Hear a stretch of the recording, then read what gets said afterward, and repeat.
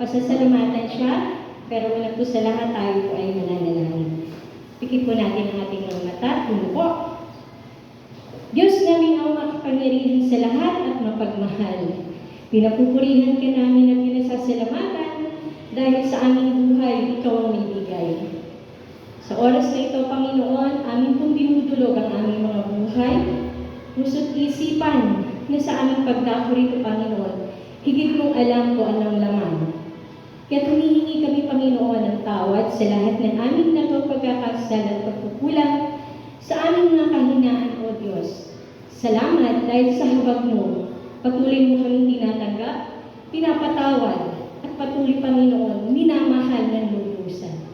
Kaya Lord, maraming salamat po sa buhay din po ng bawat isa na patuloy na ipinapanalangin kami, higit sa lahat sa mga leaders, mga pastor, mga kapatiran, sa mga pagsubok na aming kinaharap sa buong isang linggo. Tunay na, O Diyos, kami ay matagumpay. Salamat po, Panginoon, sa kahabagan mo, dahil patuloy kami, O Diyos, na kalalapit sa iyo. Hindi mo kami pinababayaan, ni iniiwanan man. Sa mga karamdaman, alam namin, Lord God, na makapangyarihan ka at mararanasan namin ang kagalingan na nagmumula sa iyo. Spiritually, emotionally, physically, aangkinin namin, Panginoon, na higit kang dakilang manggagamot sa aming mga buhay. Sa aming mga siliranin, Panginoon, salamat dahil binibigay mo ito upang kami patuloy na magpakumbaba at lumapit, Panginoon, na aangkinin na ang lahat ng ito'y kaparaanan mo upang patuloy kaming lumapit sa iyo. At sa oras na ito, Panginoon, salamat, dahil kung wala ka sa aming buhay, ang lahat ng ito, Panginoon, ay nawawalan ng saysay. Kaya muli, Panginoon, dumako kami rito, kinikilala namin sa aming mga buhay na ikaw lamang ng Diyos na dapat sambahin sa Espiritu at katotohanan, buong puso, lakas, isip at kaluluwa na sasambahin at itataas ang dakila mong pangalan. Ang lahat ng ito ay aming humihiling kasama ng Banal na Espiritu na siyang aming gabay upang ang bawat mensahe na aming mapapakinggan, O Diyos, ito'y magmumula sa iyo sa pamamagitan ng aming pastor at magbibigay bukas liwanag sa aming kaisipan kung paano namin ito may pamumuhay. Maraming salamat po at ang gawain ito ay aming itinataas, maging ang instrumentalist, ang praise and worship team, ang buhay ng mga bata at ang bawat isa na naririto, Panginoon, aming inilalapit at patuloy na kikilalanin ang kapangyarihan ng aming pangalan, Jesus, na aming sinasamba at luluwalhatiin sa oras na ito. Ito po ay aming dinadalangin sa pangalan ni Jesus. Amen. Magandang umaga po.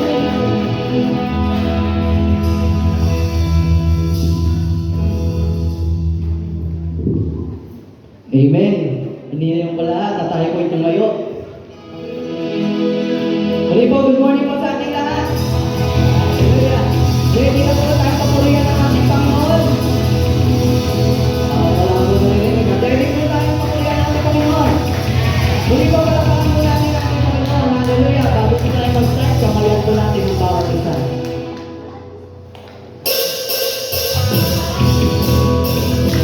Kamayan po natin ang bawat isa.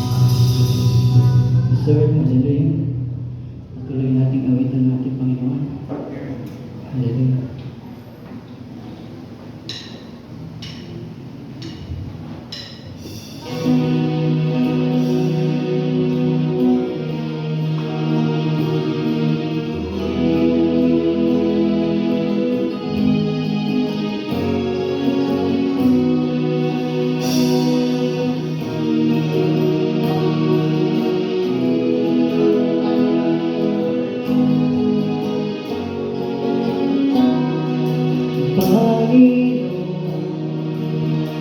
nais ko. Kagandahan mo ay pagmasdan, Panginoon, sa aking tuloy.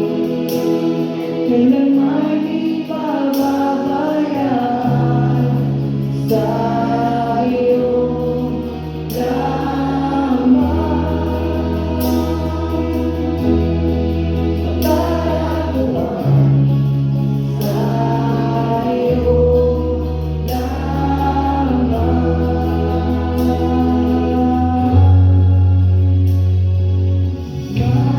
mananatili sa iyong lilim at sasambahin ka sa dakong lihim.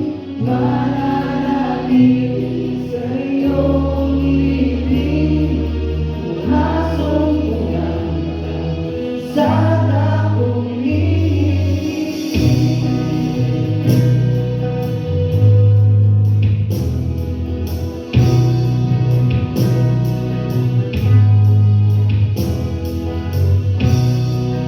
Panginoon, ang ngalan mo ay kalinga at sandigan ko. Di nagbabago mga tumo. Salita mo'y panghahawakan sa iyo lamang.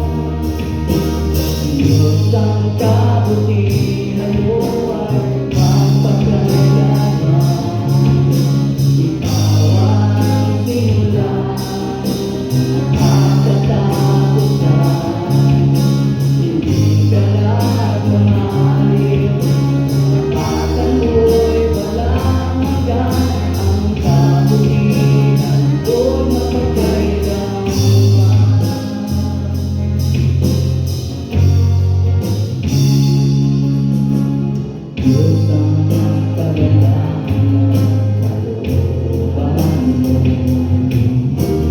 lalarawan ng dakilang pag-ibig. Sa landas ng pagbabago, katuwiran mo ang lalagaran ko. Diyos ang kabutihan mo ay mapagkailanman.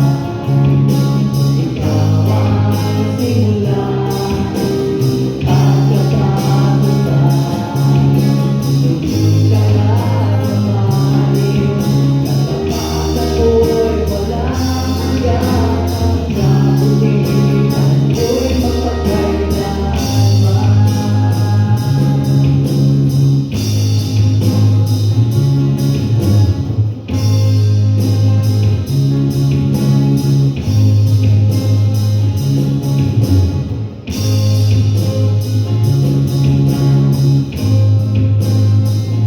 mapagkailanman. Diyos ang kabutihan mo ay mapagkailanman. Ikaw ang simula at katapusan. Hindi ka nagmamahalin, katapatan mo'y walang hanggan. Ang kabutihan mo'y mapagkailanman. Diyos ang kabutihan mo ay mapagkailanman. Ikaw ang simula at katapusan. Hindi ka nagmamahalin, katapatan mo'y walang hanggan. Ang kabutihan mo'y mapagkailanman. Ang kabutihan mo'y mapagkailanman. Ang kabutihan mo'y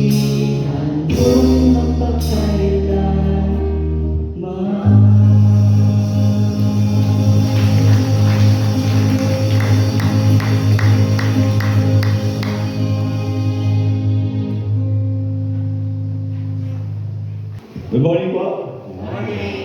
Sa mapagpalang umaga po sa ating lahat. Kumusta naman po kayo ngayon? Ayan. Sabi nga ng iba, no, parang mas okay. Ayan. Naalala ko rin yung message sa aking pastor kanina eh. Kuhaan ko lang po eh. Sino po dito yung mga nag-experience ng, ano, ng nagkasakit sila o gano'n? Yan, marami po ba? Yan, kasama po ako dyan. So, nagkasakit din po ako. Yan. Pero ngayon po, ano po pakiramdam natin? Ayan, mas okay. So, mga kuya po ang Panginoon, no? Talagang mas okay dahil narito po tayo ngayong umaga. Ngayon po, dadaan po muna tayo. Napakahalagang part po ng ating gawain. Ang ipanalangin po yung mga bata. Kaya, nandiyan po ba sila? Yan, kaya tinatawag po natin yung mga bata. Ipag-prepare po natin sila. Yan. Laging first honor to si Adam. Yan. Yan. Okay? So wala na po ba? Yan. Meron pa? So isama po natin yung mga bata kahit wala po dito sa harap po. Yung mga pwede po natin, naiisip po natin ng mga bata. Pag-pray po natin sila. Napakahalaga po rito. Kasi alam naman po natin na mahal na mahal sila ng Panginoon. Kaya tungkulin po natin, patuloy na ilapit sila sa ating Panginoon panalangin. Kaya ipag-pray po natin sila. Unat po natin lang kami sa mga batang ito. Panginoong Isus, napakabuti niyo nga po. Salamat Panginoon dahil sa pagkakataon ito na binigyan muli kami ng pagkakataon na itaas ang mga batang ito at ilapit sa inyo. Salamat Lord dahil pinili mo kami bilang hanggang mga magulang o guardian. Salamat Lord dahil pinagpapala niyo po ang bawat sa kanila. Gayun din ang bawat kanilang mga magulang at guardian Lord. I-bless niyo nga po sila Lord sa lahat ng kanilang gagawin. Ingatan niyo sila Lord dahil alam po namin na sa pagkakataon ito Lord also yung mga sakit. Pero Lord alam namin ito ang patuloy na magbibigay sa kanilang magandang kalusugan at kalakasan. Pagpalain niyo sila Lord sa kanilang pag-aaral, magbigay ng knowledge and wisdom at patuloy Lord na kikilis ko sa kanilang buhay, mananatili ka Lord sa kanilang pang-araw-araw na gawain. Muli Lord, nagpapasalamat po kami sa buhay nila. Alam namin Lord na magiging matagumpay sila sa kanilang lalakaran at at sa lahat ng aming gagawin na ikilalanin ka bilang sarili ko na tagapagligtas. Muli Lord, pinatas namin sila sa inyo po ang dalangin sa pangalan ni Jesus. Amen and amen. Thank you po. Ayan. Meron, okay. So meron po silang inihandang special number.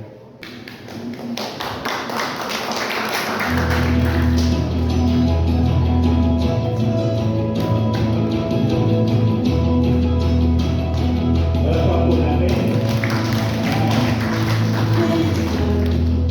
So many broken hearts.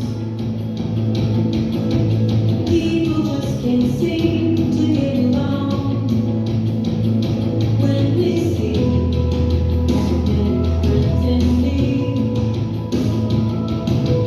Jesus, you're the one we call upon. Jesus, you're the one we call upon. Jesus, you're the light. I'm gonna rise and shine. I will follow you day and night. Jesus, you're the light. I'm gonna shout and sing. Trust in you, my King. You will make all things right. My King, you will make all things right. You make it right, you make it right. So many broken hearts. People just can't seem to get along. Oh, when we see so many friends in need, Jesus, you're the one we call upon. Jesus, you're the one we call upon. Jesus, you're the light. I'm gonna rise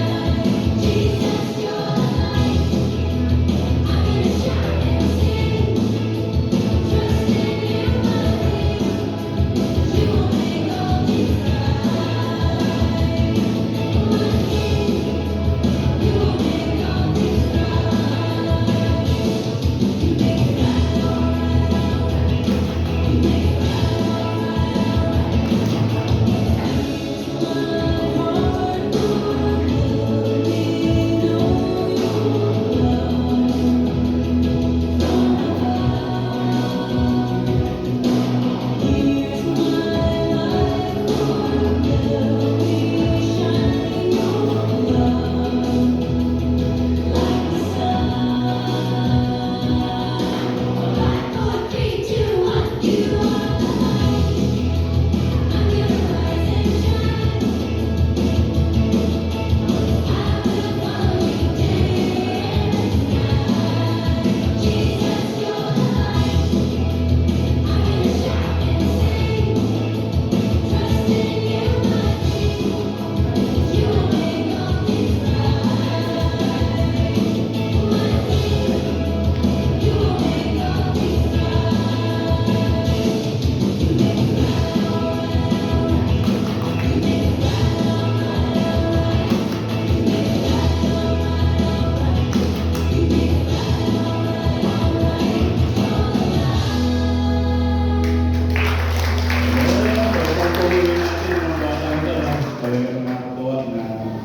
Naalala ko rin yung nakita ko sa post ng FB page natin.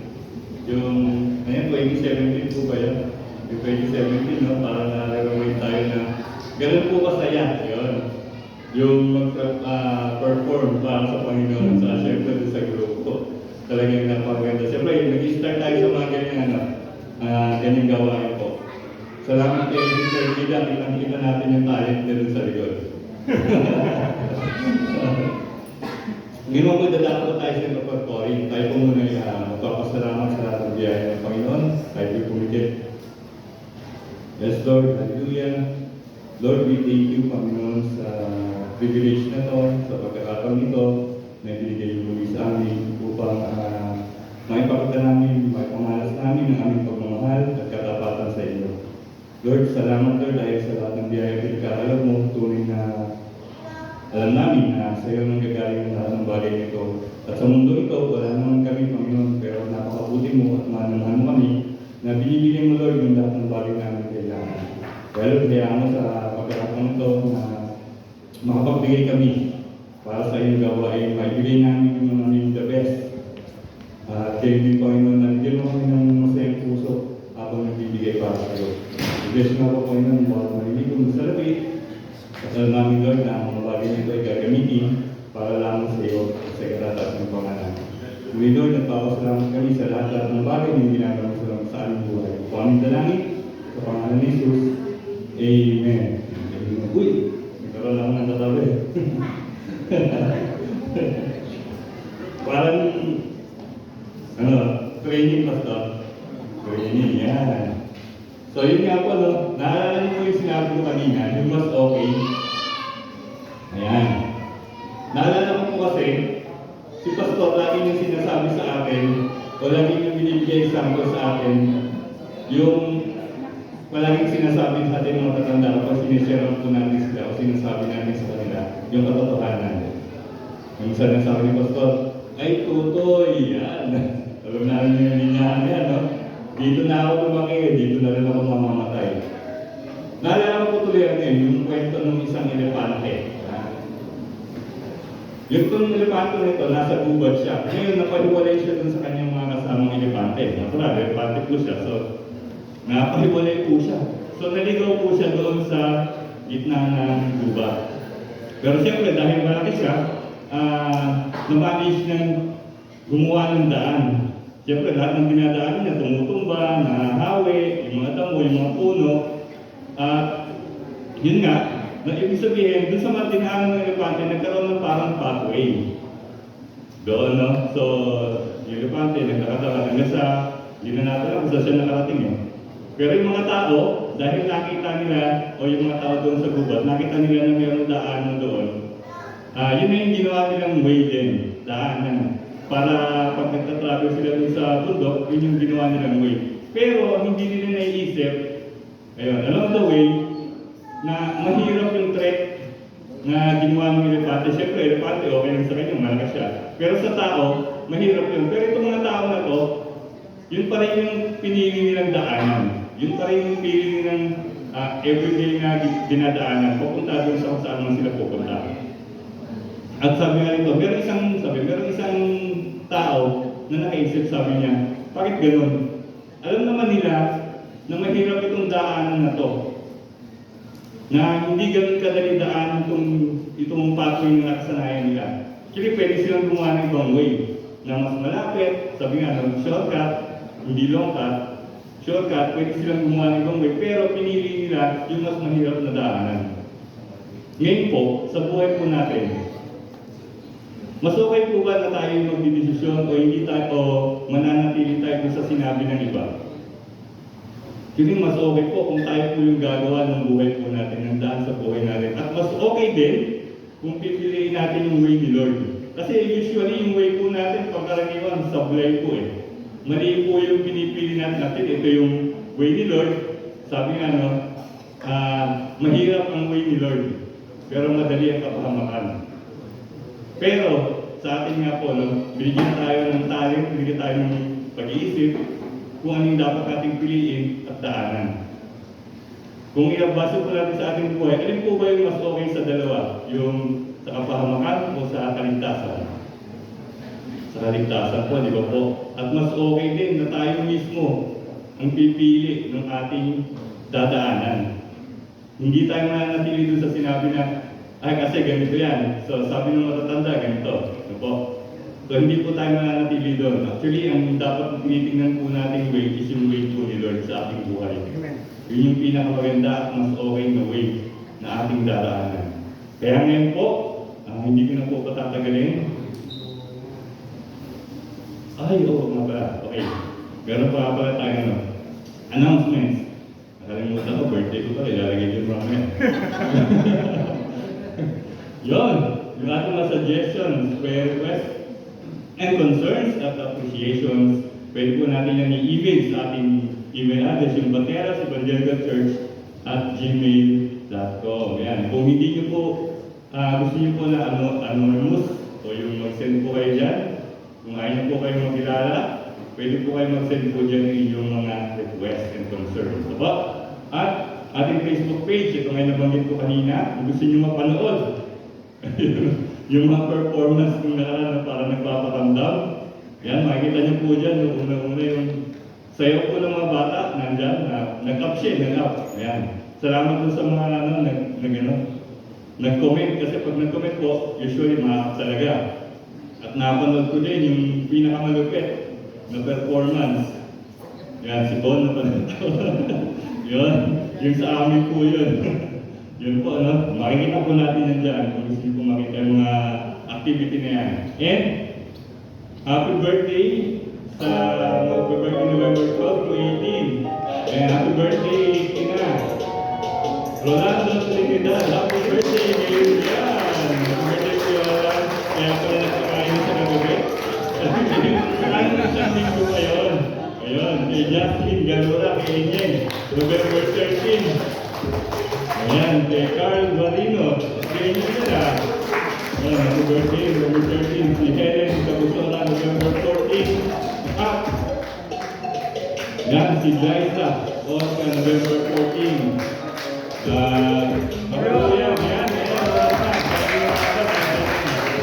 Happy birthday po sa akin. At si Rhea Pellegrino, November 16. At si Reyna Lichintay, November 17. At si Marley Cruz, November 18. Ayan, at meron tayo siyempre ng anniversary. Ayan. Si Emerson at si Jeremy, and tayo November 15 po. Ayan. Okay, wala na po ba? Muli, i-invite ko na kayo kung akong maaga pa sa ating last Wednesday of the month para sa ating Thanksgiving night. Ano po?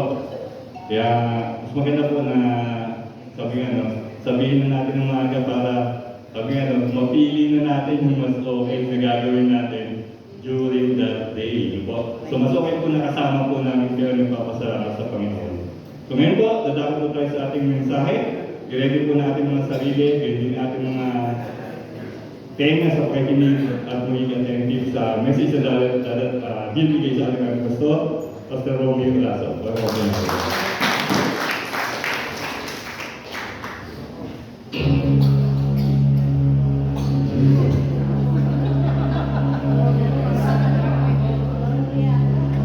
Good morning po sa ating lahat. So, kinabahan ko na. Kahit po muli manalangin. Panginoon, maraming salamat sa umaga na pinagkaloob mo po sa amin para pag-aralan po ang iyong salita. Alam po namin, Panginoon, sa sarili namin karunungan, kaalaman, hindi namin maunawan at maintindihan ito. Pero salamat dahil sa inyong Santong Espiritu na sa magpapaunawa, papaitindi sa amin, pakikita po namin yung kahalagan. Samahan niyo po kami hanggang sa simula, hanggang sa matapos ang aming gawain sa umaga ito. At hayaan niyo po, Panginoon, na makita namin yung kagandahan na nag-aaral po ng salita. Sa pangalan ng Jesus, ito po ang aming samot dalangin. Amen. Amen. Tingnan niyo po yung nasa kanan niya. Nasa kanan niya. Tanong niyo sa kanya, kumusta ka? Kumusta ka? Itayin niyo po yung sagot niya. Sige, sabi mo.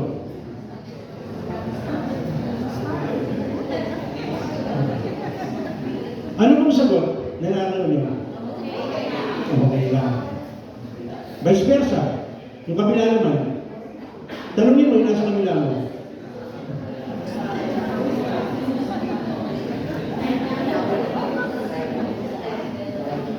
Ano pong sagot? Okay lang. Madalas natin naririnig yan. No? Actually, yun ang pinaka-maiksi na pwedeng sabihin ng isang tao sa iyo. Pag kinala mo, kumusta ka?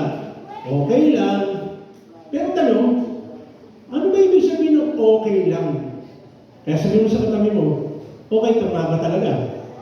Okay ba talaga? Kasi marami ako naririnig kung gano'n. Kanina lang.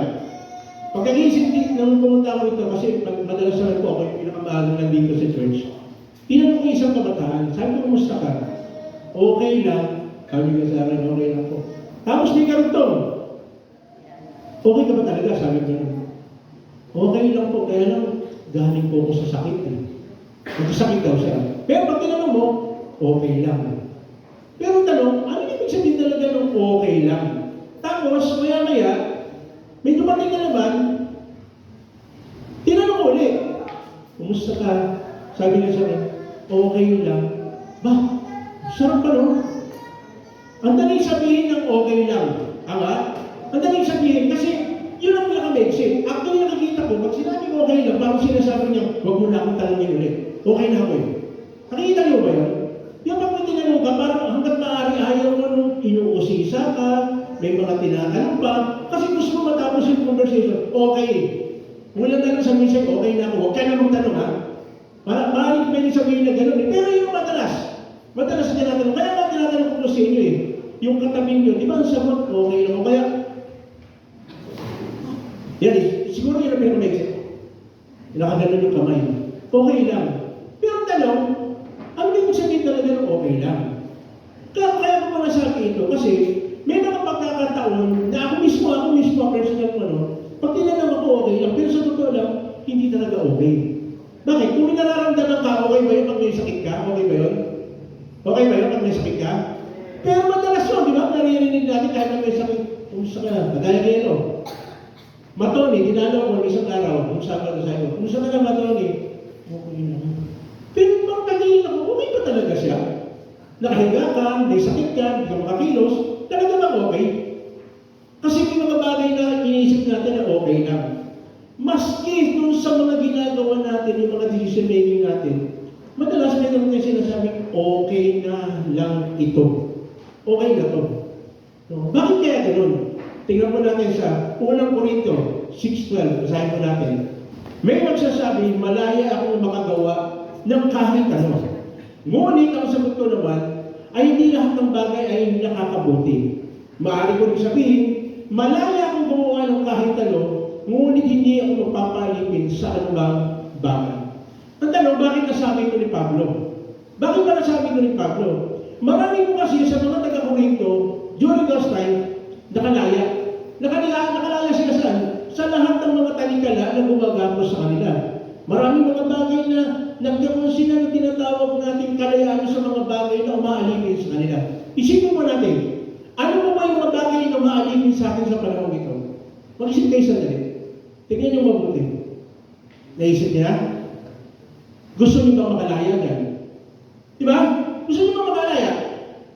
Kasi may mga bagay na gusto natin makalaya, pag nakalaya tayo, nag-iiba naman yung ating pag-uugali. Diba? Ano bang sinisigaw ng palagi ng mga nagsisigawan doon sa inagrarally? Anong sinagrarally sinisigaw nila? Gusto nila makalaya sila doon sa pagkaan. Ewan pala, nakakapanood kayo ng mga nag-uwelga na palayain ang bansang Pilipinas sa manggagawang mapang-api. Ayos ano, mga ganun, Tagalog yun. Mapang-api. So, maglalagay ng plaka dyan. Hindi nila naisip, ito po sa akin po, alam niyo ko lang po hindi nila naisip, paano kaya kung magsara yung kumpanya? Yung kumpanya nag-welga ka, paano kaya pag nagsara? Mawawalan ka o hindi ka mawawalan? Mawawalan ka. Kung halimbawa, ang sweldo mo yata ngayon, hindi po ka nagkakamali, correct mo ako doon kung mali ako, 580 ba sa araw? 580. Isang araw. Mag-welga ka, bakit? Ang binibigay na sweldo sa inyo, 570 lang. Welga kami, hindi binibigay ang tawad. Welga kami. Okay ba yun? Sasabihin ng iba, hindi okay po yun para marinig ng mga mamamayan. Para marinig ng mga kapitalistang mapang-api. May mga ganang Tagalog na no? Mga kapitalistang mapang-api. Kawawa naman ang manggagawang Pilipino. Tulungan natin ang manggagawang Pilipino. Mabuhay ang kalayaan. May sigaw na gano'n. Tapos alam niyo ba na ang isang kumpanya pwede mag-declare ng bankruptcy, sarado. At pag nagsarado, ikaw na namamasukan, yung pinaglalaman mo sa halagang 10 piso, sarado yung kumpanya, saan ka pupulutin ngayon? Ano sisigaw mo ngayon? Sisigaw na lang, kalayaan. Wala kang makain. Kalayaan, para sa magagawang Pilipino. Wala na eh. So, bakit ko sinasabi ito? May mga bagay bagay na akala natin okay, pero hindi pala okay. May mga bagay na ginagawa tayo na akala natin okay, pero hindi pala okay. Bakit? Kasi kagaya ng mga Korinto, nagkaroon sila ng pagkakataon, makalaya sila. Saan sila makalaya? Sa mga bagay na umaalipin sa kanila. Ano yun? Kasalanan. Alam niyo ba ang pinakamahirap may makalaya tayo sa kasalanan? Tingnan mo yung katabi mo. Tanong nga sa kanya, nakalaya ka na ba? Di ba? Kung isang yan ang pinakamahirap eh, hindi na lahat po tayo walang may exempted yan. Maski po ang inyong lingkod, hindi po kayo exempted yan. Ang hirap lumaya sa kasalanan. Tama ba? Ngayon lang, ipagpunta mo lang dito eh. Ano? Okay ba na nakarating ka dito ng, pasensya na ko sasabihin ko, hawak ko kayo sa upuan po ninyo, na-late ka? Okay ba yun? Dumating ka sa simbahan, na-late ka? Ano sabihin mo? Okay po yung, at least nasa loob ng simbahan. Parang okay naman, di ba? At least, nasa loob ka ng simbahan. Pero ang tanong, yung kaya gusto ng Lord talaga? Yung kaya gusto talaga ng Lord? Parang yung itatanong ito, sino po sa inyo yung mahilig mag-swimming? Huwag po sa balong malalim, ha? Huwag sa balong malalim. Kasi delikado, malalim na eh. No? Pag ang swimming, alas 8 ng umaga, kailangan nakaalis na kayo. Anong oras ka nagigising? Baka hindi ka na nakatulog. Marami ba hindi nakakatulog and excited? Ang tanong, bakit kapag sa outing excited? Bakit pag kay Lord, na pinanggagalingan ng lahat ng bagay, buhay ka pa, paano hindi ka excited? Ikaw lang makakasagot yan. Bakit pagpapasok sa trabaho, nagseset ng alarm para sa magising sa cellphone? Bakit pag magsisimba, okay lang? Okay lang ba talaga yun? Okay ba talaga? Sa tingin ninyo, sipin mo niyo yun, natutuwa kaya si Lord pag hindi natin nabigay the best para sa Kanya? Natutuwa kaya siya? So, hindi okay. Mas okay kung maaga ka. Tama ba? Mas okay pag sinabi kasi, kabataan, nag-aaral ka ba mabuti? Opo. Kumusta naman? Okay lang. Pag tinanong mo, ano grade mo? Okay lang po. Mataas ba grade mo? Okay lang po. Ano ba grade mo? Okay lang po. Puro okay lang. Pero pag tinanong mo yung grade, bakit gano'n ang baba? Again, sasabihin ko po ito, uulit-ulitin ko po ito. Kapag ikaw, Kristiyano ka, na inaamin mo na Kristiyano ka, at sinasabi mo na ikaw ay talagang nagmamahal kay Lord, mag-aaral kang mabuti. Bakit? Kasi alam mo, yun ang gusto ng magulang mo. Tama ba? Sino mo rin yung nagmamahal sa magulang? Salamat mo sa apat. Sino mo yung nagmamahal din sa magulang? So kung nagmamahal ka sa magulang mo, kung ano yung sinasabi ng magulang mo, pakikinggan mo. Tama? So bakit hindi mo siguro yung sinasabi ng magulang mo, ano tawag sa'yo? Okay lang. Yun na ba sabihin mo? Hindi. Hindi okay. Yung bakit? Kung papipiliin ka si nanay at si tatay, sasabihin sa'yo, gusto ko na kung maaari, ikaw yung top. Kasi bakit? Wala kang ginagawa, mag-aaral ka na lang, hindi mo pa magagawa. Tapos, Kristiyano ka pa, ang sabi, kapag sinod ka ng mo, ibibigay sa'yo. So, mas malaki ang advantage mo sa hindi mananampalataya. So, dapat nasa top ka. Ang tanong, kung nakiinod ka ngayon, nasa top ka ba? Kayo, sumagot yan. Bakit wala ka sa top? Hindi ko kayo pinamababangin yung moral, pero dapat nakita po natin yung mga bagay na yun. Ibig sabihin, pag hindi ka nasa top, ibig sabihin hindi mo binibigay the best mo. Hindi mo binibigay the best mo. Kasi hindi mo, mas bilib na ako sa inyo eh. Bago makapag-aral, magtatrabaho ka. Yun ang medyo mahirap. Maaaring masabihin pa na, hindi siya matatap kasi nahihirap. Tama yun. Okay lang yun. Pero kung ikaw, hindi ka naman nagtatrabaho para may pang-tuition ka, dapat nasa top ka. Eh bakit kung nag-aaral, na nagtatrabaho ka, yun ang nasa top? Bakit gano'n? Hindi ba dapat ikaw? Di ba? Dapat ikaw. Ang tanong, gaano makatagal sa TikTok? Kaya Sayang naman ito, magbabayaran ito. Okay ah. Ang masama pa nito, maganda sana kung maganda yung TikTok mo. Ano ba sinasabi mo sa TikTok? Kung hindi dahil kay Lord, sana hindi ganito. No? Okay lang yun.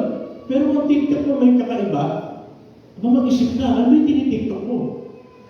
Diba? Kasi may mga TikTok mo na maganda naman eh. Tama ba? Sabi mo nga sa katabi mo, parang ikaw yun. Ikaw ba yun talaga? Maganda ba yung TikTok mo talaga?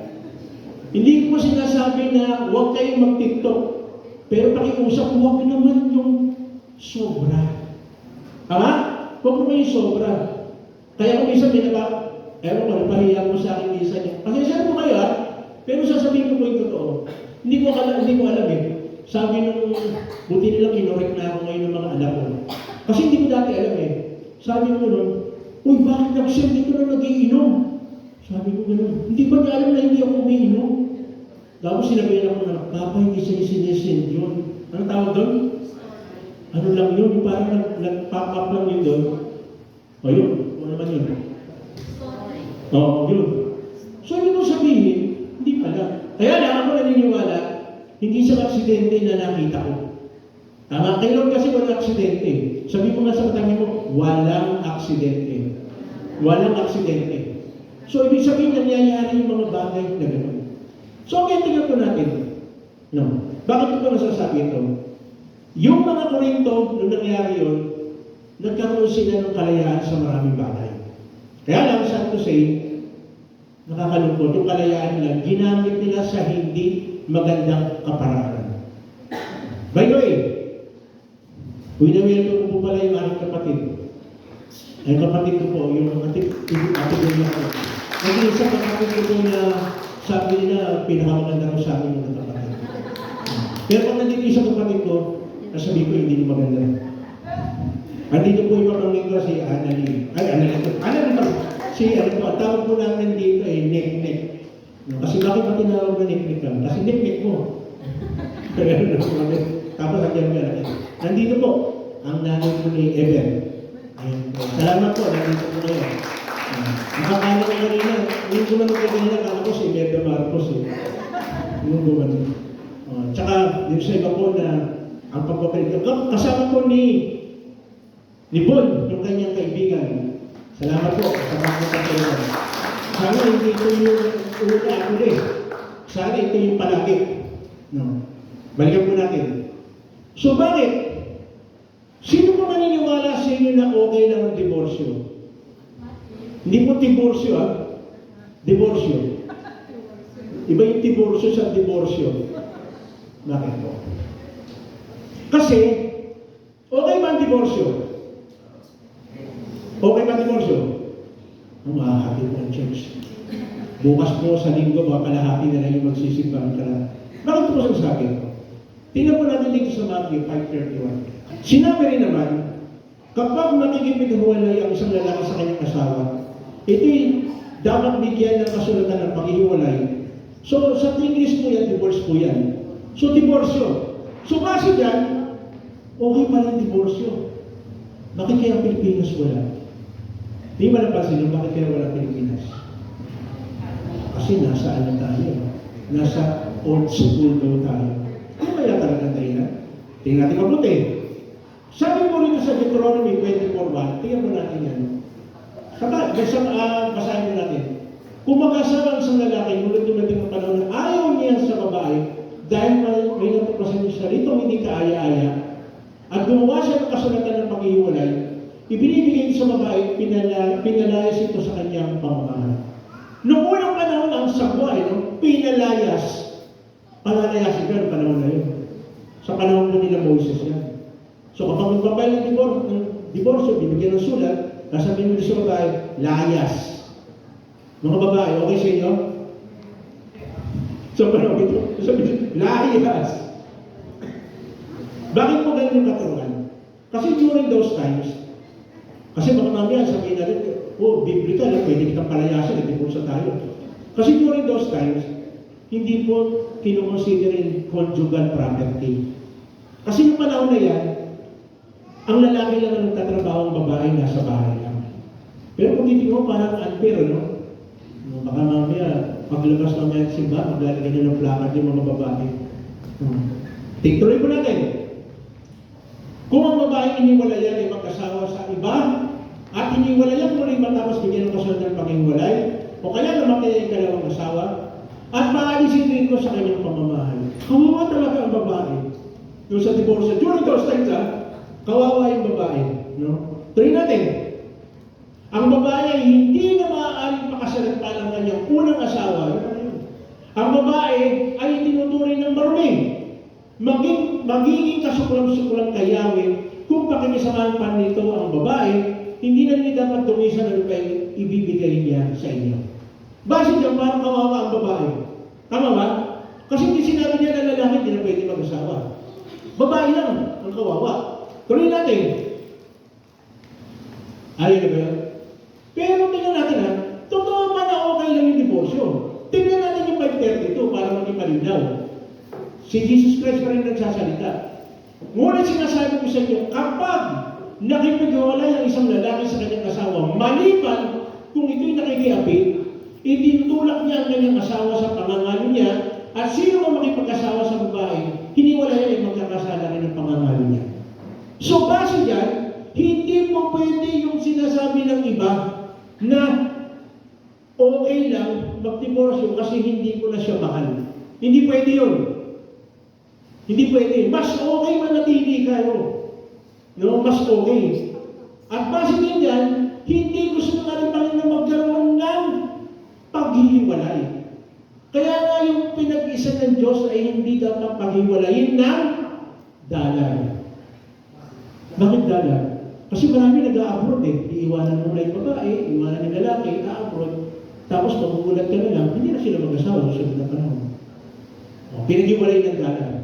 Pero hindi dapat ganoon. Base dyan, So, bakit pa sinabi ni Moises? Tingnan ko natin sa Matthew 19:1. Sabi diyan, pagkatapos ng ipangalan ang mga bagay na ito, umalis si Jesus sa Galilea at nagtungo sa lupain ng Judea sa kabila ng ilog Jordan. Sinundan siya ng napakaraming tao at pinagaling niya ang mga may sakit. May ilang Pariseo lumapit sa kanya humahanap ng may paparatang sa kanya. Tanong nila, naayon ba sa kautusan na hiwalayan ng lalaki ang kanyang asawa sa kahit anong kadahilanan? Tingnan mo natin, sumagot sa Jesus. Hindi ba minabasa sa simula pa, nilalang ng Diyos ang tao na lalaki at pakiulit po, lalaki at at siya rin ang nagsabi, dahil dito iiwan ng lalaki ang kanyang amat na at magsasama sila ng kanyang asawa at sila'y magiging isa. Hindi na sila dalawa kundi nag-isa, kaya ang pinagsama ng Diyos ay huwag paghiwalayin ng sabi mo sa katabi mo. Hindi, sabi mo sa amin. Firm yan, dapat talagang matigas yan. No? Dapat firm, hindi tayo papayag na hindi firm yan. No? Tuloy natin.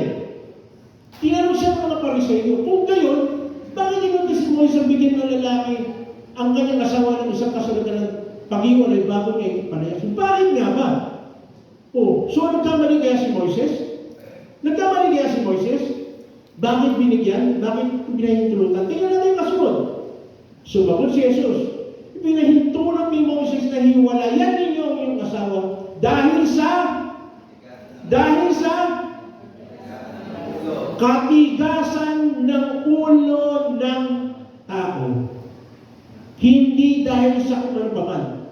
Kasi gusto ng Lord, ang pag-aasawa ay talagang sagrado, hindi pwedeng maghiwalay.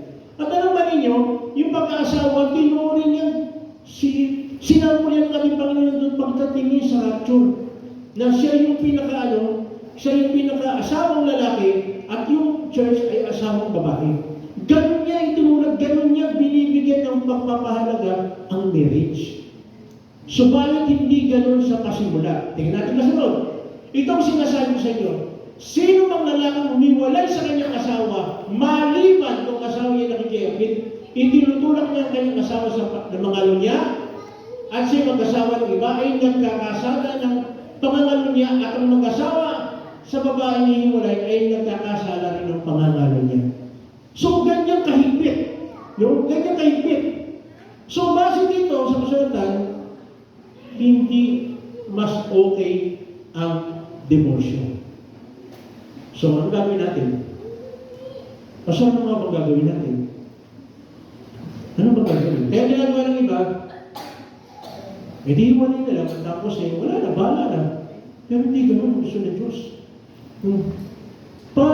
Ano bang dapat natin gawin para hindi maulit yung senaryo ng paghiwalay? Dapat pinaghahandaan ang pag-aasawa. Okay? Sabi mo sa katabi mo, paghandaan.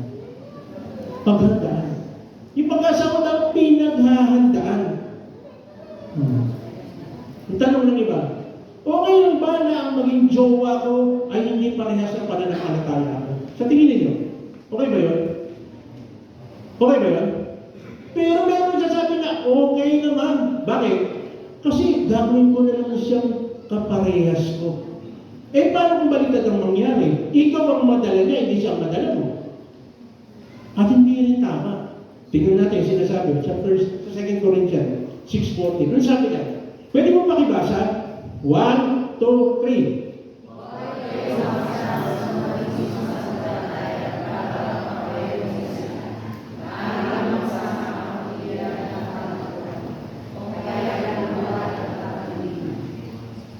Siapa?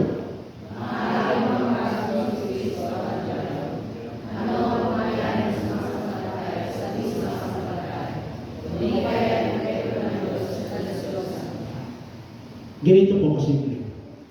Kapag ikaw isang mananampalataya, ang tawag sa iyo ay anak ng Diyos. So kapag ikaw nag-asawa ng hindi parehas sa pananampalataya mo, sabi ka, kung hindi siya anak ng Diyos, kanino siya anak? Payag ka, magiging binan mo, Diablo. Mag-asawa ka, magiging binan mo, Diablo. Kasi hindi mo siya anak ng Diyos eh. Kung kanino siya anak siya ng Diablo. Yan ang sinasabi ng Biblia, hindi po ko nagkaano na binabasa lang po natin. So kapag nag-asawa ka ng hindi mo parehas ang pananampalataya, hindi Kristiyano, hindi mananampalataya, at hindi siya anak ng Diyos, kanino siya anak? So payag ka ba na magiging kaya ka, magiging binan mo yung demonyo? Tayo nga lang, kung isa, pag tumingin tayo sa asawa na sabihin natin, di ba? Akala natin parang demonyo to na nagkatawang-tao. Minsan, natingin sa binan, gano'n di ba? Nangyayari pa yun? Nangyayari yun. Di ba, lalo pag dumating na si Judith? No? Dumating na si Judith. Sino si Judith?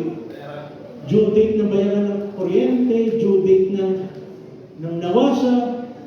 Di ba? Minsan nangyayari yung gano'n. Di ba? Yun pong masakit. So, hindi pala okay na mag-asawa ka nang hindi parehas sa pananampalataya mo. Kaya lang, ginagawa na lang natin okay para maging okay. Pero mas okay kung ang mga pag-asawa mo parehas sa pananampalataya mo. Bakit? Magkakaroon ka ng problema pag naging mag-asawa na kayo. Bakit? Ikaw pupunta sa ganitong simbahan, yung anak mo pupunta sa kabilang simbahan. Mahahati. Okay ba sa iyo hatiin yung anak mo? Sa iyo itaas, sa kanya ibaba. Sino payag dito hatiin yung anak mo? Hindi pwede. So dapat parehas ang pananampalataya. Okay? Hindi mo pwede magkaiba. No? Kaya ako bilib ako minsan doon sa mga, hindi ko banggitin bilib ko sa mga pananampalataya na hindi siya papayag ng mapapangasawa ng anak niya, hindi parehas sa kanila.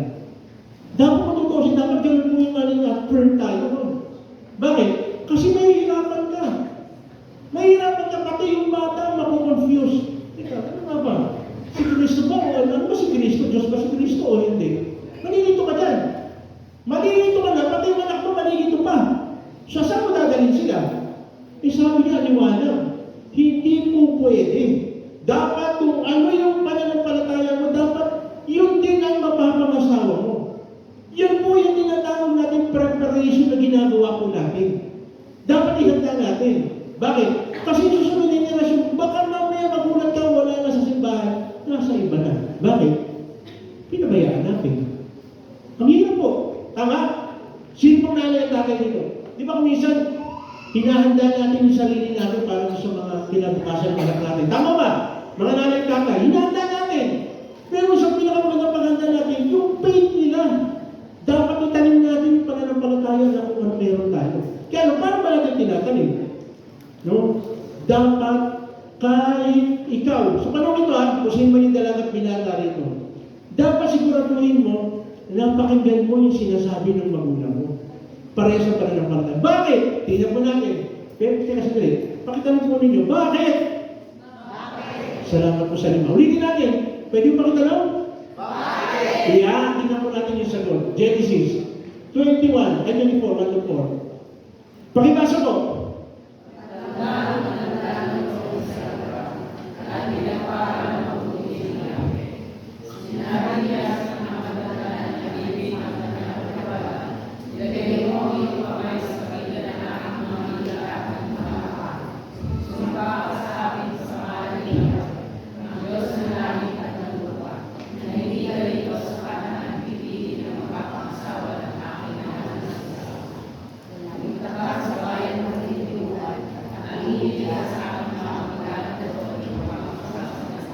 Amen. Alam niyo po ba, na malaking bagay kapag pinapakinggan natin yung sinasabi ng magulang natin. Kasi magulang natin, malaki po ang tinatawag po natin yung kanilang karanasan ng mga magulang sa pagpili ng makapangasawa. Yan po yung tinatawag natin paghahanda at preparation. Kagaya dyan, kay Abraham, no, talagang hinanda niya yung kanyang anak na si Isaac. Bakit? Kasi ayaw niya na yung mapapangasawa ng anak niya ay hindi parehas ng kanilang paniniwala. Tama ba? Maganda kung parehas yung paniniwala, wala pong masyadong gulo. Eh yung hindi parehas nga ng pananampalataya, nagkakagulo na eh. Tama ba? Nagkakagulo na eh. Hindi lang pag magkaiba kayo. Diba? Balik mo si Kristo, hindi Diyos sa'yo. Tapos sa kanya, si Kristo ay Diyos. So paano yun? Mag-aaway kayo. Pag-isimulan mo ng away yun. Kaya dapat, naghahanda tayo. Sa tingin po niyo, tatanungin ko lang po kayo, nandito po yung mga kabataan. Anong edad kaya dapat mag-boyfriend, mag-girlfriend? Tingin niyo. Ako sa totoo lang, walang edad. Ay, pastor, tama-tama, 30 lang ako mag-boyfriend. 30, wala pa lang edad eh. O kaya 12 pa lang ako, yes! Sabi ko na eh, okay lang. Makinig ka nila. Ang sinasabi, yung mature dapat. Bakit mature? Mature ka mag-isip. Ano ka mature? Dapat iniisip mo, kapag nag-asawa ka, teka, tanong ko lang po, yung nagpo-boyfriend girlfriend ng maaga, saan ka patungo yun? Saan patungo? Hihiwalay. Hindi, sa ano lang po, sa Mega Mall lang po patungo, tsaka sa market lang po. Yun naman talaga pupuntahan. Saan ka patungo yun? Pag-aasawa.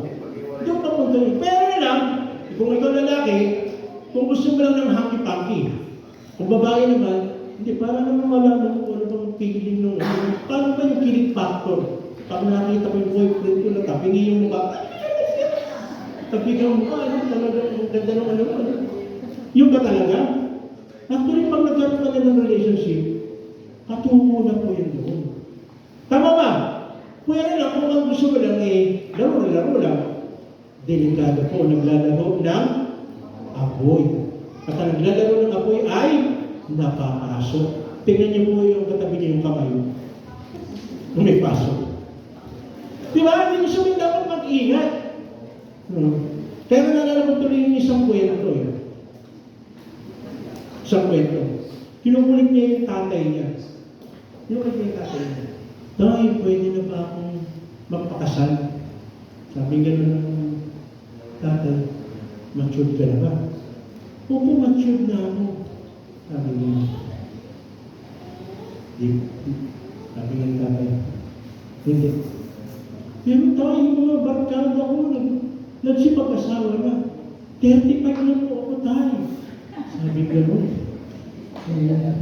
Hindi. Pero nagmamahalan po kami ni Lando. Nagmamahalan kami ni Lando. Tuloy pa rin siya. Kinukulit ka. May nagsalita ng tatay. Tumigil ka, Junior. lalaki pala, gusto mo pakasal-sal. Hindi mo pwede.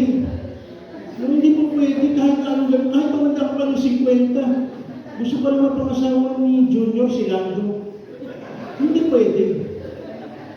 Hindi pwede. Hindi mo lang kulit eh, no? Alam mo lang hindi pwede, iyan mo pa rin, pipilit mo pa rin. Hindi pwede.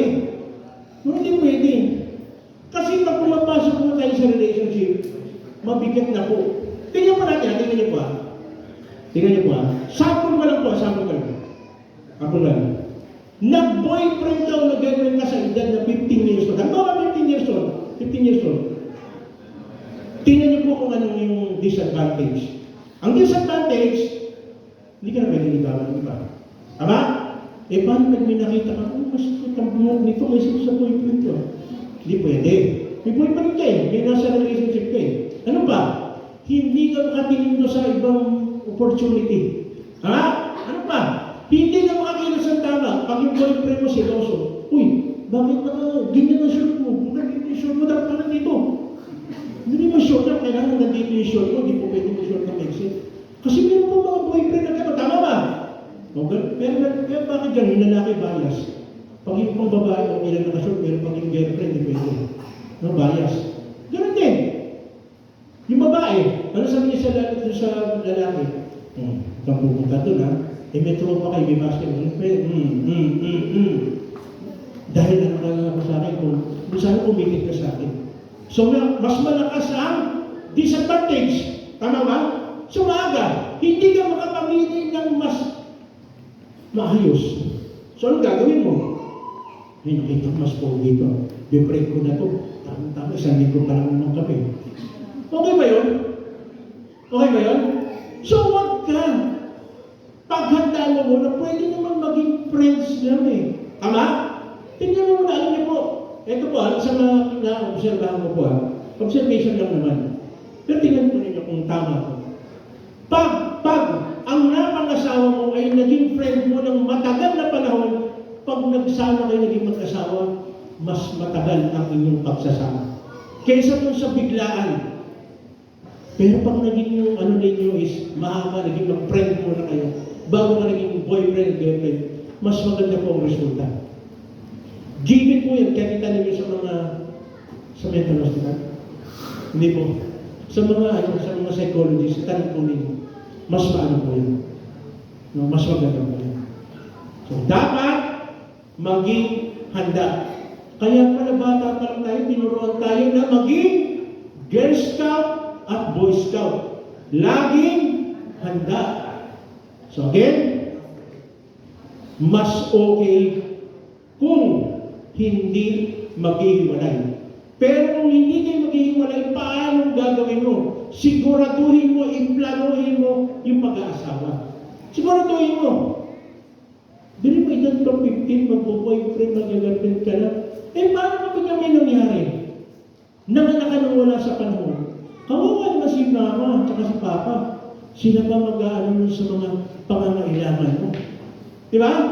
Kawawa ang nanay at tatay. No? Tapos magdadabo. Wala pa naman akong kalayahan sa bahay na ito. No? Kung ikaw yan, sabi mo sa sarili mo, parang ako yan. Ha? Parang ako yan. Ha? Hindi kayo hinihigpitan ng tatay mo dahil sila ay ayaw kang o inaano yung kaligayahan mo. Gusto lang ng tatay at nanay na maging mas maligaya ka sa mga susunod na panahon. So, mas okay na hindi gawin yung mga bagay na hindi makakatulong. So, ano po? Okay po ba? Okay lang po ba na gawin natin yung mga bagay na kahit may masasaktan na iba? Kasi minsan kalayaan niya, yung sabi ko. No? Mayroong mapapahamak o masasaktan. Kasi di ba sinasabi natin, mahalin natin ang ating kapwa. Actually, mas mabigat yung kasunod eh. Mahalin natin ang ating kaaway. Tingnan mo yung katabi mo. Mukha bang kaaway mo yan? Hindi naman, ano? Hindi naman. So, ang tanong, mahal mo ba yan? No. Ang daling sabihin, pag yung anak mo o nanay mo, asawa mo, madaling sabihin yan. Pero tingnan po natin dito sa sinasabi sa unang Korintyo 10:23-25. Sabi diyan, ito na pala po sa kalayaan. Mayroon, pwede pang lasa para po, teka sandali lang po. Kung ang matabi mo parang nanlalabot, sundutin mo. Parang may nakikita ka sa parang bumabagsak mo, hindi ganun. Pag ganun na yan. Okay. 1, 2, 3, pakibasa mo.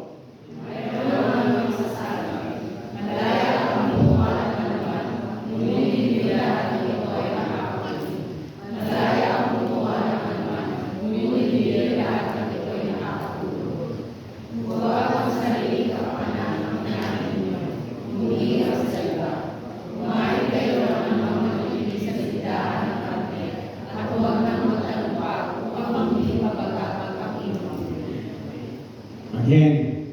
Okay, praise the Lord. Sabi diyan, kasi bakit sinabi yan? Huwag ang sarili kapakanan, kundi pati ang iba. Kumain kayo ng anumang nabibili sa tindahan ng karne at huwag na magtanong pa upang hindi mabagabag ang inyong budi. Bakit sinabi ni Pablo yan? Sinabi mo ni Pablo yan during those time kasi marami mo mga tinda na ino-offer pala sa mga Diyos-Diyosan. Ino-offer sa mga Diyos-Diyosan. Hindi po dahil sa, wala. Meron po ba sila nagtanong dito sa bumili sa palengke, tinanong mo, botcha ho ba yan? Yan nagtanong na sa inyo, bumili ka sa palengke, ba't ang mura po natin niya, botcha ba yan? Wala, may nagtanong ba sa inyo? Huwag kayo magtatanong, baka karnihin kayo yung tinanong niyo. Baka kayo karnihin. Kasi wala po nagtatanong ng gano'n, tama ba? Wala nagtatanong kung botcha ba yan. Doon sa panahon nila, hindi rin na tinatanong na dinedicate ko ba yan sa mga Diyos-Diyosan? Kasi nung panahon nila, ino-offer talaga yung mga nag-offer ng mga tinda sa palengke na ino-offer sa Diyos-Diyosan. So again, sinasabi ni Pablo, huwag ka nang magtanong. Huwag ka nang magtanong. Diba? Basta umili ka na lang. No? Umili ka na lang. Tingnan niyo po. Sa pagkain parang sinasabi ng Lord, na huwag natin gamitin yung kalayaan natin, maski sa pagkain, para bumaba yung moral ng ating kapwa. Tingnan po natin 1 Corinthians 10:26-33. Sabi po rito, sapagkat sinasabi ng kasulatan, ang buong daigdig at lahat ng naroon ay ang Panginoon ang nagmay-ari niya. So lahat ng dito sa mundo, si Lord ang may-ari. Maski ang katabi ko yung pag-aarihan, si Lord ang nagmay-ari. Kahit yung nasa loob ng bulsa mo. Kung maanyayahan kayo sa isang hindi sumasampalataya at nais ninyong dumalo, kainin ninyo anumang ihain sa inyo at huwag na kayong magtanong pa kung iyon ay ikibugulo ng inyong buti. So again, pwede palang kainin ang lahat ng bagay. Tama? Tingnan natin, sunod natin. Ngunit, kung may magsabi sa inyo, ito'y inaalay sa mga Diyos-Diyosan, huwag inyong kainin alang-alang sa nagsabi sa inyo upang hindi mabagabag ang buti. Diretso, sasabihin ko po sa inyo. Yung pagkain, ano ba na mayroon mga pagkain ino-offer kay Buddha?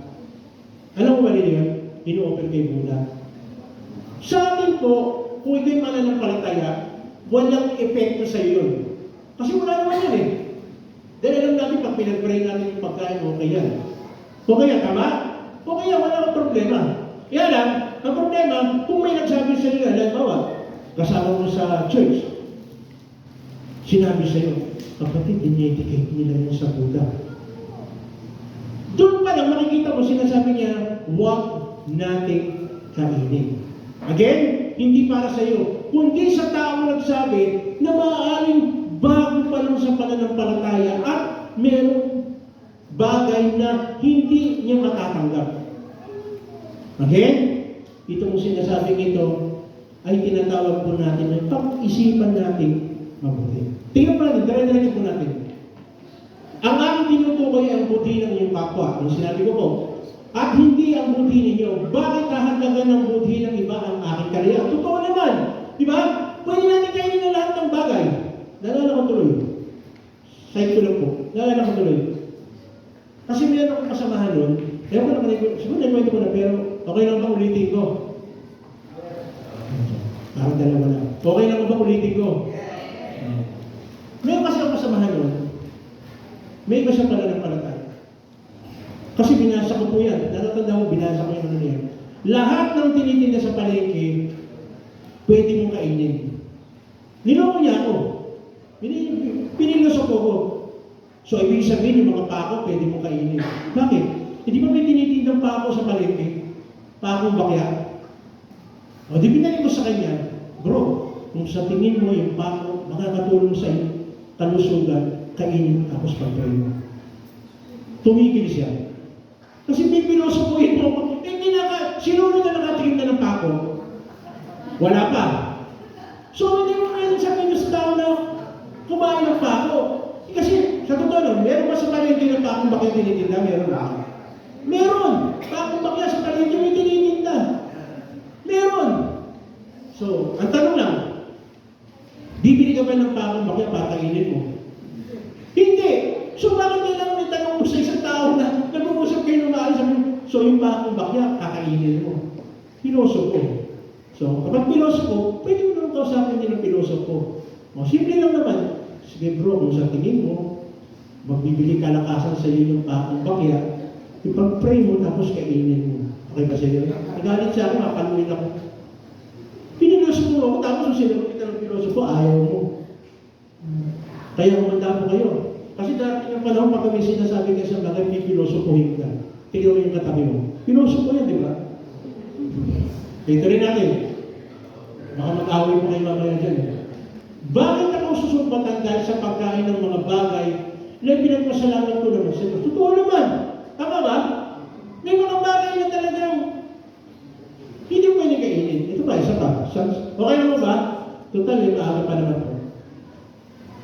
Ako po nung di pa ako Kristyano, nung di pa ako mananampalataya, nakapagpapasya ng Bible, makulit po ako. Meron po akong kamag-anak na hindi ko makain ng dinuguan. Mga iba, nakakaralit na kagad. Eh, makulit po ako. Pagkakain ako, may kasama ko sa trabaho, tapos hindi pa kain dinuguan. Ang gagawin ko, kasi di ba, uso yung pag magkakasama kayo sa trabaho, kukuha ng ulam mo, kumasa ng ulam. Yung mga nakakarinig sa akin yan. No? Lalo yung mga namamasada, di ba, may kasama ng driver. Oh, bro, ito, order mo, sige, kahit. Eh, ako makulit ako, order mo dinuguan, dahil kung hindi siya kumakain dinuguan. Eh, lugi siya. Kukuha ko ng ulam niya, aalungin ko siya. Hindi ka siya kumakain dinuguan niya. Lugi siya.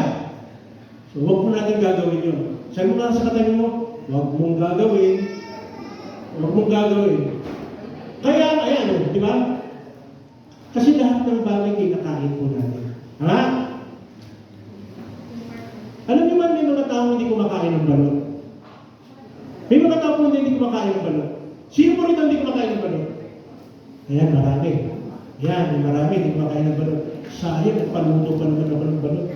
Yung nagtaas ko, huwag po nilang bibigyan ng balot. Yung mga nagtaas. Nakita ko, may 4 na nagtaas, huwag nilang bibigyan ng balot yan. Joke lang po yan. Wala pa akong pinaluto, baka mamaya siya. Singinin ako naman. Saan ko sulasan yung balot? Baka singinin ako mamaya. Kaya nga, ayan nga eh. Kaya nga, kung kayo'y kumakain o umiinom o ano man ang ginagawa niyo, gawin ninyo ang lahat sa ikararangal ng Diyos. So lahat daw po ng gagawin natin. Sige, dapat tayo ay kapagpantay. Ano ba? Huwag kayong maging sanhi ng pagkakasala ninyo man ng mga Hudyo, ng mga hindi, ng mga kaalim sa Iglesia ng Diyos. Sa halip, tularan ninyo ang ginagawa ko, referring kay Pablo, sinisikap ko mabigyan kasiyahan ng lahat ng tao sa bawat ginagawa ko, hindi ko inuuna ang sarili kong kapakanan, kundi ang kapakanan ng marami upang maligtas sila. Again, hindi po yan ang tinatawag na makikipag-compromise tayo. Ano pong compromise? Yung gagawin natin at gaya po rito. Sino po sa inyo dito? Ito po. Sino po sa inyo dito yung umiinom pa? Pipikit po ako. Ayan, nakita ko na po ngayon. Alam niyo ba na dumating ako sa time, sa batch ko batch 79, pag kami pumunta doon, may inuman eh. May inuman, hindi mawawala. May inuman. Merong hard, merong soft hard, merong low hard, lahat ng klase ng hard. No? Nandun. Kaya lang, bilang mananampalataya, pupunta ako doon, hindi ako mag-iinom. Kaya bandang muli, pwede ba na yata ko sa inyo, kaya ng bandang muli, ayoko na pong pumunta. Hindi tayo sa iinom ako, hindi yun. Baka magkaroon ko ng diabetes. Kasi, umiinom sila ng San Miguel, ako iinom ako ng Coke. Eh pag nakatatlo silang San Miguel, ilang Coke sa tingin nyo maiinom ko? Diabetes ang karating ko. So may mga pagkakataon talaga na, huwag ka na lang pumunta. Advice sa kuya dahil sa ating mananampalataya. Huwag ka na lang pumunta. Bakit? Mahihirapan ka. Baka magkaroon ka kaya sa akin ng diabetes. Pero baka matak mo hindi pa may member ng media. Hindi po ako media. Wala pa hindi pa ako member ng media. Ano ba yung media? Diabetes. Hindi po ako nag-member nun. No? Kasi mahigpit po ang asawa ko para gusto niya maging palaging bitter. Ano ba yung bitter? Palaging pinapakain ko ng palaya. Bitter po yung palaya, di ba mapait? Eh, dapat tingnan po natin. Hindi ko inuuna ang sarili kong kapakanan, kundi ang kapakanan ng marami upang maligtas sila. Sino po okay dyan? Na mas pinapabigyan mo ng pagpapahalaga yung kapwa mo kaysa sa sarili mo. Pero dapat po ganyan tayo mananampalataya. Dapat ganyan po tayo. Hindi yung sarili na natin ganyan inuuna. Kasi marami po mga iba nauuna eh. Pero ano ba na maraming nauunang nahuhuli? Ano nauna? Pagkain na nauuna. Pag maghugasan, nawawala. Di ba? Ngayon, sa bahay lang, tingnan nyo. Di ba? Yung mga masi, alam niyo yung masi? Masisiba. Una yun sa kainan. Tapos paghugasan na makikita pa, una rin nawawala. Now you see, now you don't. Di ba ganun eh? No? Take note. May dala pang plastic labo yan. Pag inimbita mo, may plastic labo na dala. Hindi handa, pero may dalang plastic labo. Pagsahandaan. Hindi halata. Tingnan mo yung katabi mo. Parang hindi halata. Sabi mo sa kanila. Parang hindi halata. Sarili kong kapakanan. Kundi, tingnan mo natin. Sana pinutularan kong ginagawa. Tularan yung ginagawa ko. Sinigang kong mabigyan kasiyan. Ang lahat ng tao sa bawat ginagawa ko. Hindi ko inuuna ang sarili kong kapakanan. Kundi ang kapakanan ng marami upang maligtas sila. Alam niyo ba na tayong mananampalataya? Hindi tinitignan ng tao, hindi nila ba sa pinakikinggan yung sinasabi natin? Bakit? Ang tinitignan nila, pinakikinggan nila, kung paano tayo gumawa, kung paano tayo kumilos. Hindi na tinitignan mo, kabisado mo yung Bible o sa loob mo. Hindi yun. Ang tinitignan nila, paano ka ba magsalita? Paano ka ba kumilos? Paano ka ba makiharap sa tao?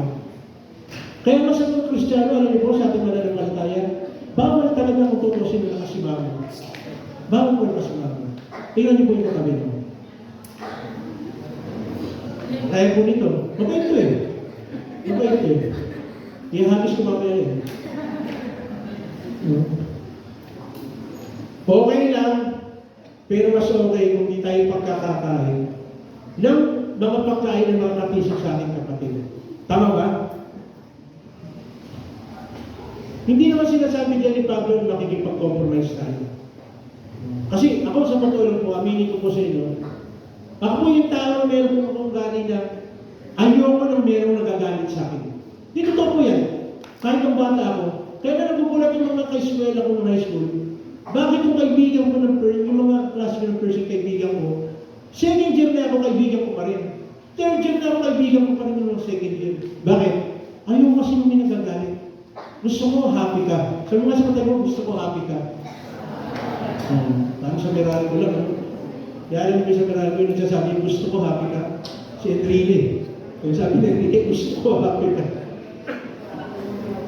Pero sa totoo lang, sige po niyo mabuti. Masarap mo ba na walang kaaway? Masarap mo ba na walang kaaway? Di ba masarap lahat kahanubilo mo? No? Pero tanda po natin. Tanda po natin. Gusto ng Panginoon maging maayos yung buhay po natin. Maging maayos. Ayaw ng Lord na tayo ay magiging sanhi ng mga tao na mapapalayo kay Lord. Ayaw po niya. No? At ayaw po ng Lord ng mabuting balita ay hindi mapakinggan ng mga tao. Kaya lang, paano tayo pakikinggan ng mga tao kung dawin ng ating pakikipaghalubilo sa kanila? Again, hindi ko po sinasabi na makipag-compromise tayo. Alam niyo ba na mayroong mga tao na may pananampalataya po, hindi ko po babanggitin ko sino, na hindi ka pwede makipagkaibigan sa basketball. Hindi ka pwede mag-basketball. Hindi pwede. Bakit? Kasi baka mamaya mahalong ka ng paniniwala na hindi tama. Pero tayo po, kahit sino kinakausap natin. Sino po rito kahit sino kinakausap niya? Kahit sino tao. Kasi minsan po, nagulat yung tao sa akin sa labas eh. Kinausap ko yung sino po rito kumakausap sa aso? Meron ba sino? Ayan. Ayan, ito mga tanong. Mga aso. Kasi noon ang pangalan ng lahat ng aso, ang pangalan noon na ipantay. Di ba? No, dati ang pangalan ng aso, pantay. Pero ngayon, meron ng brownie, may whitey, may blackie. Pinakakarinig ng gusto. Pinakakarinig ng gusto. Kasi, sorry po ah. Sorry po. Pinakakarinig ng gusto. Bakit ko sinabi ito? Alam niyo po, totoo po ito. Kapag ikaw kahit ka sa animal, madali na po makipagkaibigan sa tao. Totoo po yan. Kaya naman tayo nakasabihan, be kind to animal. Kahit kung kapitbahay mo parang animal kumilos. Diba? Di ba? Aminin natin. Di ba minsan yung mga kasamahan tayo sa trabaho parang animal kumilos? Pero magagawa natin ng parang bakit kasi nasanay ka na eh. Meron kang pusa na kumilos, di ba? Sino po rito may alagang pusa? Nagnakaw na ba minsan ng pusa mo ng ulam mo? Nagnakaw na ba? Pusa mo na lang, pero sasabihin mo sa pusa. Sasabihin mo pa sa pusa, walang ginagawa mo. Sasabihin mo, huwag mo na ulitin ha. So kung doon sa hayop na gagawa mo yan, how much more kaya sa tao? Ha? Kaya magbigay, kaya lang, sad to say po, alam niyo ba na maraming mga tao mas mahal nila yung hayop kaysa sa tao? Alam niyo ba yun? Bakit po? Sabihin niyo sa akin, bakit? Sabihin ko lang po yung 5 ha. Ulitin ko po, tanongin niyo po, bakit? Yun, sasagutin ko na po. Meron tayong tinatawag ng rights para sa mga hayop. Tama ba? Tama? Pero gusto i-legalize ang abortion. Yung mga tao na gusto i-legalize ang abortion. So ano mas mahal mo? Yung hayop o yung tao? Lalo mas base doon. Papayagan mo yung abortion eh. Oh, so ano ibig sabihin? Mas mahal mo yung tao, yung hayop, kaysa sa tao. Kasi pinayagan mo yung abortion eh. Sino ba pinapanganak sa abortion? Tao. Tapos i-legalize mo na ang abortion dapat gawin. So, hindi. Dapat hindi gano'n. Dapat mas mahal natin ang tao. Ang karapatan ng tao kaysa dun sa hayop. Kahit na kumisan yung kapitbahay natin parang asal hayop, animal kumilos, pero gano'n pa rin tao pa rin yan. Kaya nga pala ko sinasabi rito, ang tao hanggat nabubuhay merong asal. Huwag tayong susuko. So, ang mabuting balita ay kailangan may alam. Bakit?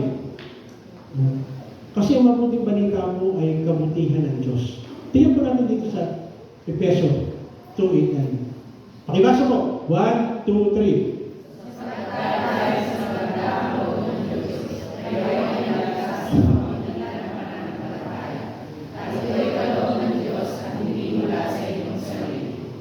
So again, base dyan, ang kagandahang loob daw, sapagkat dahil sa kagandahang loob lang ng Diyos, kaya tayo naligtas.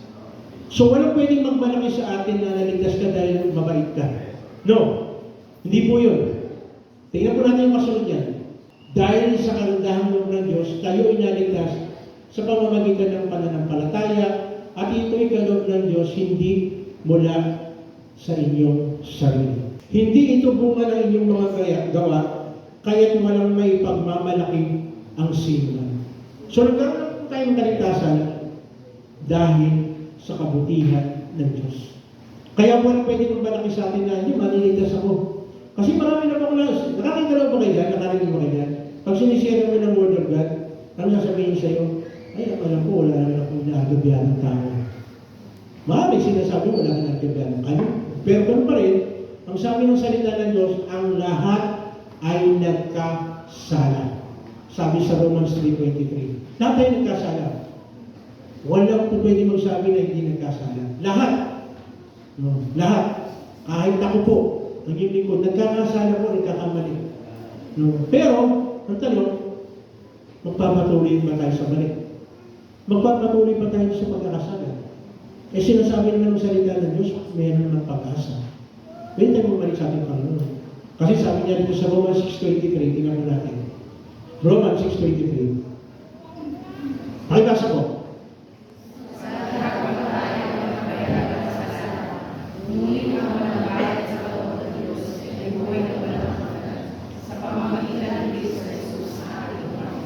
Amen.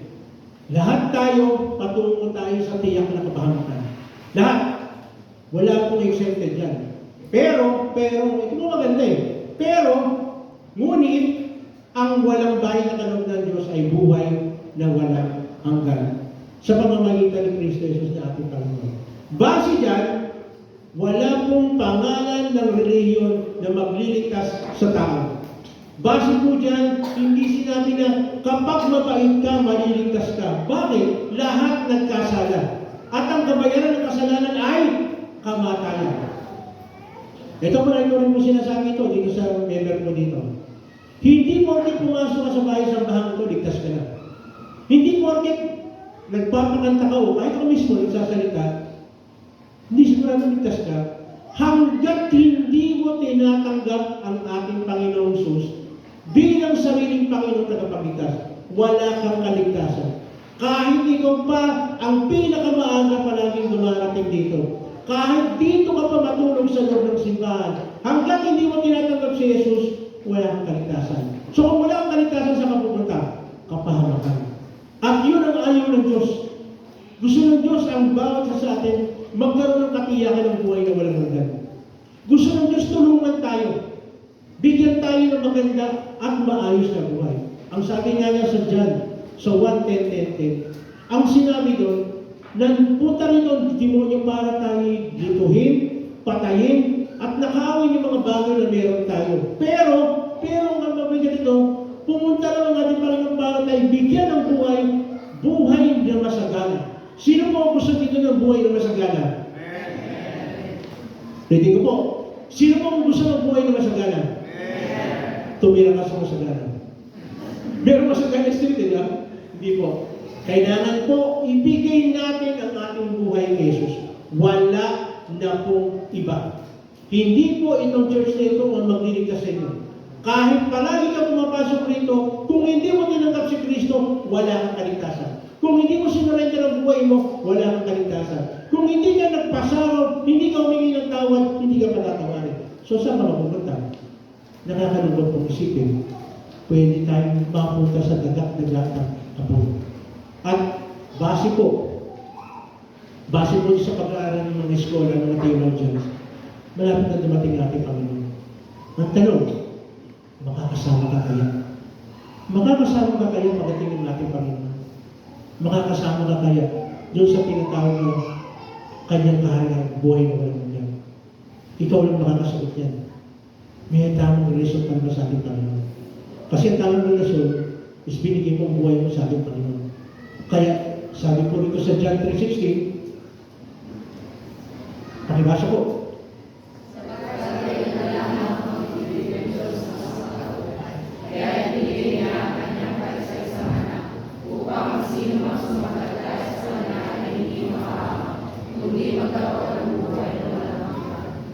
Yan po yung kabuuan ng Bible.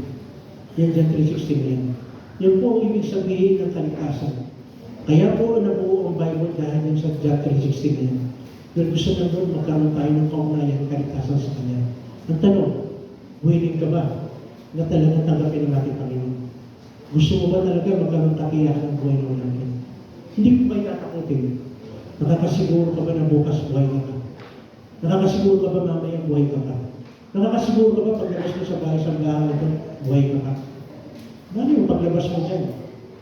Nalaglag ka dun sa hagdan, may dumaan na tricycle. Bakit naman sa dami na nandiyan pa dumaan na, no? Hindi, kaya ko lang kayo pinapalit. Gusto ko palang bumabuksan niyo na ang buhay natin wala nang kasiguro kung hanggang kailan. Tama ba? Hanggang kailan. Ilang beses ba tayo nakarinig na natutulog lang, hindi na nagising? Kaya ikaw, wala yung sinasabi ko sa mga iba. Pag sinasabi mo, nahihirapan ka, wala ka pang tulog. Mas mabuti na po yung walang tulog kaysa walang gising. Ang tanong, binigay mo na yung buhay mo ba sa Panginoon? Kasi tanging Panginoon lang ang pwede mag-ayos sa buhay natin. Tanging ang ating Panginoon Jesus lang ang pwede magbigay ng katiyakan ng buhay natin. Tayo dito ngayon. Natawag ko ang praise and worship dito. Tayo pumigay tayo na kapatid sa mga website ko. Hindi sa aksidente na nandito ka. Narinig mo yung mensahe ito na sinasabi na ang buhay na ito, hindi tayo talaga tuloy ng mamayari. Hindi tayo talaga nakasiguro kung saan patungo ang buhay natin. Pero siya ng katiyakan. Kapag tinanggap natin ang ating Panginoon Jesus bilang sarili Panginoon at pagligtas, nanalig tayo sa mapalataya sa Kanya, tayo ay tutuloy na anak ng Diyos. At dahil tutuloy tayo ng anak ng Diyos, magkakaroon tayo ng katiyakan ng buhay na walang kaya. Kapatid, gusto mo ba itong mga bagay na ito? Mas maganda na gawin natin itong mga bagay na ito kasi walang naman nakasiguro kung kailan ang buhay natin. Pero salamat dahil nandito ka sa matalim may pagkakataon. Ibigay mo ang buhay mo sa ating Panginoon.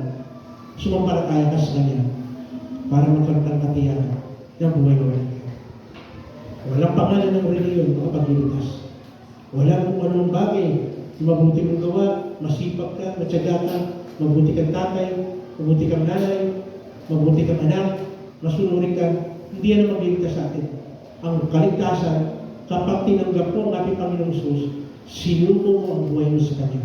Iyon lamang ang tanging paraan para makita natin ang katiyakan ng buhay natin. Kaya kapatid, ako'y mananalangin ng pananalangin ng pagtanggap. Anayakin ka na sumunod ka sa panalangin ito. Gawin mo ito na lang gagaling sa iyong puso dahil gusto ng ating Panginoon, bigyan ka ng buhay na walang hanggan. Gawin mo. Mag-uumpisa ka sa panalangin, sumunod ka sa panalangin ito. Panginoong Jesus, naririto po ako. Isang tao na kasalanan. Isang tao na nangangailangan ng iyong kanina at ang iyong pagmamahal. Panginoon Jesus, patawarin po ninyo ako sa lahat ng aking pagkakamali, sa lahat ng aking pagkakamali. Tinatanggap po kita, ako'y sumasampalataya na ikaw lang ang tanging pag-asa ko sa buhay nito. Ikaw na po ang magpatakbo ng aking buhay. Sa pangalan ni Jesus, Amen. Manatili po tayo na tayo, awitin po natin itong awitin ito.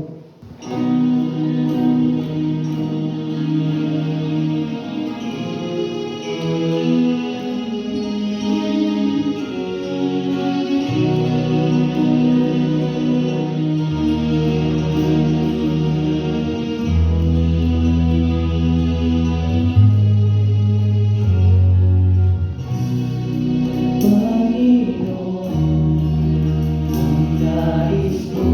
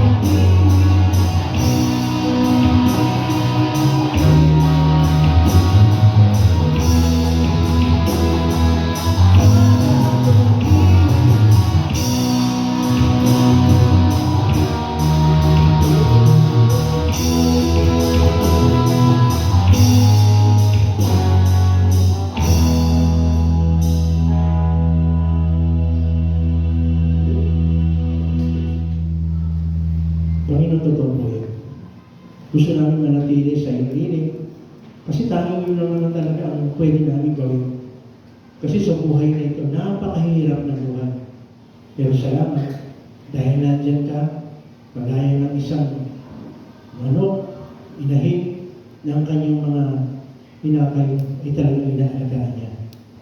Kapatid sa mga oras ito, dahil ikaw, binigay mo, o binigay mo ang buhay mo sa ating Panginoon, meron tayong mga pribileyo na pinagkaloob ng Diyos.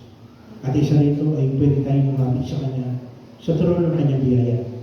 Kaya sa mga oras ito, meron kang physical na karamdaman, ito yung pagkakataon. Lumapit ka, sabihin natin sa Panginoon anong nararamdaman ng physical. Gusto mo rin igawad sa iyong magaling. Naniniwala ka ba na kaya ng pagaling ni Lord? Sige, sabi mo sa kanya, hinigin mo sa kanya kagaling. Physical na karamdaman. Gusto mo rin. Sinabi niya sa kanyang mga salita na tayo ay hindi niya pababayaan, hindi niya iimanan. At maski sa karamdaman, gusto niya magkaroon tayo ng tunay na comfort na galing mo sa kanya. Sabi mo sa kanya, sige, huwag ka maiyak. Iyak mo sa kanya. Pwede naman. Nag-aantay lang si Lord na talaga lumapit tayo sa kanya. Ano man yung physical na karamdaman? Opo, Panginoon. Opo. Opo, Panginoon. Emotionally, meron kang problema sa iyong magulang, sa iyong anak, sa iyong asawa, sa iyong kapatid, kasama sa bahay, kasama sa trabaho. Ito yung pagkakataon, dulog natin sa Lord. Sabihin natin sa Kanya na ayaw natin manatili sa galit o hinanakit kahit kanina tao. Isipin natin na mahal na mahal tayo ng Diyos. At binigay niya yung sinasabi sa mahalin natin ang ating kaaway. Natin siya sa krus ng Kalbaryo, nakapako siya, wala pang humingi ng tawad sa Kanya. Sinabi na niya, Aba, matawarin mo sila. Kaya huwag natin payagan. Huwag natin payagan na yung kasalanan manatili sa atin. Kasi yung galit, kapag nanatili sa atin, pagsisimulan ito ng pagkakamali, ng pagkakasala. Gusto ng Lord, matuto tayo magpatawad at marunong din tayo humingi ng tawad. Kasi siya mismo nagsabi, kapag hindi tayo nagpatawad, hindi na tayo patatawarin. Kaya huwag natin sayangin yung opportunity. Kung pwede tayo magpatawad at humingi din ng tawad. Kaya na rin, spiritually nahihirapan kami mga bagay ng mahal para makuwit mo ang sarili mo sa ating Panginoon. Ito yung pagkakataon, hiningin natin sa Lord na palayain tayo sa lahat ng mga bagay na nagiging handa. Ano man yung mga bagay na yan? Bisyo man yan, na hindi tayo makalapit kay Lord, dahil sa mga bagay na yan, hindi natin palayain tayo. Palayain tayo ng Lord yan. Sa lahat ng klase ng bisyo. Pornography, palayain tayo ng Diyos sa mga ganyan klase ng bisyo. Kaya na rin, yung idolatry, witchcraft, horoscope. Gusto ng Panginoon na meron tayong pagkakatiwalaan siya lang. Wala nang iba. Bigyan natin dahil ang totoong kapalaran natin nasa kanyang mga palad. Wala sa baraha, wala sa mga horoscope, wala sa kung ano pa man. Tanging si Lord lang ang nakakalam ng natin pinapapasan. Financially, sa mga oras ito, sa panahon ito, nahihirapan ka. Gusto ng ating Panginoon, palayain ka dyan. Kasi kung sabi ng ating Panginoon, kapag nasa Kanya ka, binigay mo buhay mo sa Kanya, hindi Kanya pababayaan. Hindi Kanya gugutumin. Ang tanong kapatid, baka may mga bagay na nagiging lagam. At isa na po rito, yung hindi mo talaga paglapit sa Kanya. Hindi mo pagbibigyan ng yung sarili sa Kanya. Hindi gusto ng Lord na mahirapan tayo.